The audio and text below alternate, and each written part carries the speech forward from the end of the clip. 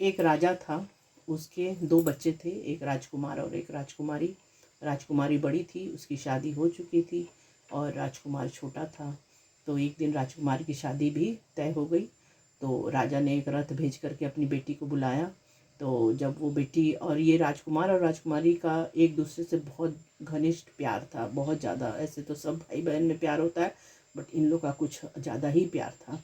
तो जब बहन को पता चला कि उसके भाई की शादी है तो वो बहुत खुश हुई और रथ में सवार होकर के वो राजमहल की तरफ आने लगी।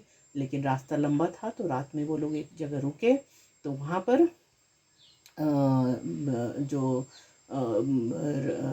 गाड़ीवान था वो तो सो गया, लेकिन इसको तो नींद ही नहीं आ रहा था खुशी के मारे कि हमको जल्दी से जल्दी घर पहुँचना है। तो उसी समय पेड़ पर एक चिड़ा चिड़ी था। तो वो लोग बात करने लगा कि देखो देखो ये कितना अपनी बहन को, भाई को प्यार करती है और दोनों में इतना प्यार है, बट इसको पता नहीं कि इसके भाई की आयु तो बहुत कम है। तो चिड़ी पूछी कि ऐसा क्यों? तो बोली क्योंकि ये अपने भाई को इतना ज़्यादा प्यार करती है ना कि हमेशा उसके लिए अच्छा अच्छा बोलते रहती है।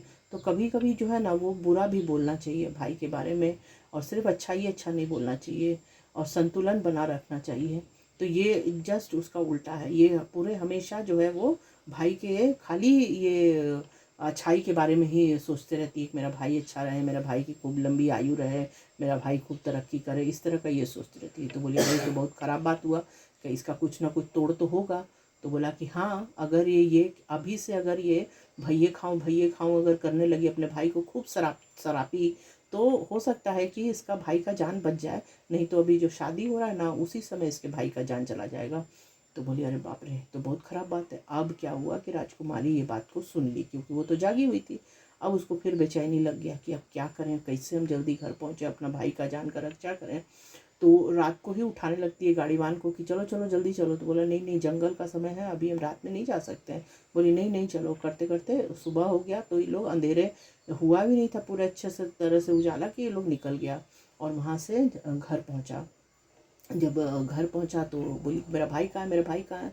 तो सब लोग बोले कि ऐसे पागल की तरह क्यों कर रही है, भाई कहाँ, भाई कहाँ, आई है तो थोड़ा आराम कर ले, रेस्ट कर ले।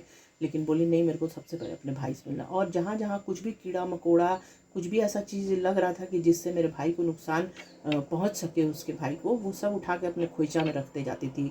कहीं कीड़ा था, कहीं कोई बिच्छू था, कहीं कुछ फतिंगी था, कुछ भी मिलता था तो अपने खोइचा में रख ले। और भैये खाओ भैये खाओ भैये खाओ पर बोले लगता है कि ये मानसिक संतुलन अपना खो बैठी है। तो उसी समय क्या हुआ कि भाई से मिली, खूब भाई से गले लगी और ये बोल रही। फिर उसके बाद क्या हुआ कि भाई का शादी का समय आ गया। तो हर जगह ना अपने भाई के साथ साथ घूमती थी।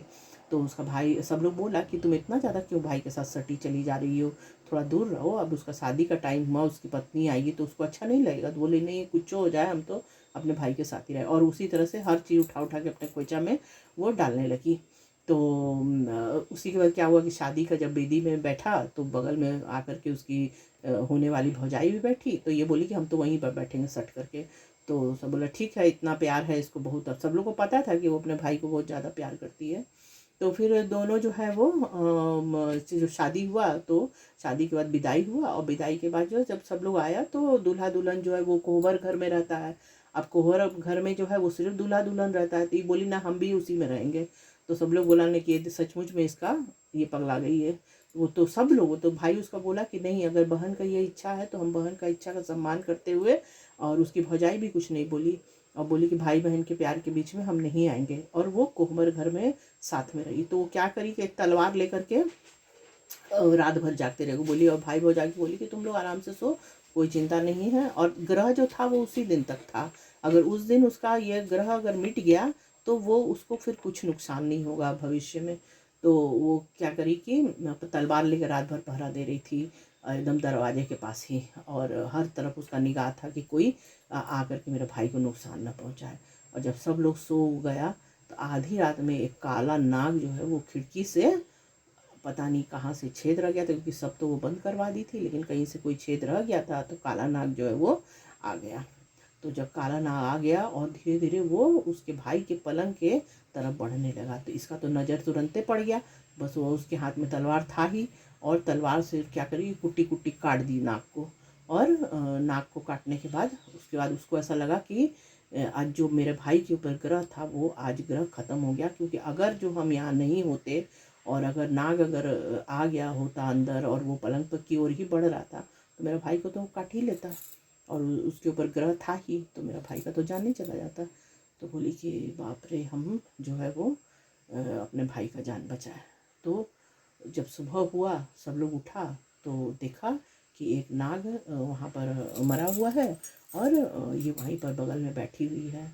और सब लोग बोला कि देखो, ये पागल की जैसा नहीं कर रही थी, इसको कुछ पहले से इसको अगम अगम हो गया था कि कुछ होने वाला है अनहोनी, और ये अपने भाई की जान बचा ली। अगर ये यहाँ नहीं रहती तो इसके भाई का जान तो आज नहीं बचने वाला था।